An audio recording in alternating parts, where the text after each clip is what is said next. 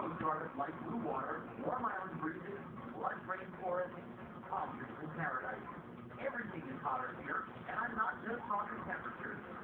Whenever I'm goosed down in this part of the world, I'm reminded that it's actually more than sand and sun, pineapples and pina coladas. It's a bountiful Eden where foods are spunked out of the ocean, dragged out of the jungle at the beautiful or in some cases, dug out of the skull. It's like clams coming out of that little garden surgery. Those little chunks of brain just don't stop coming.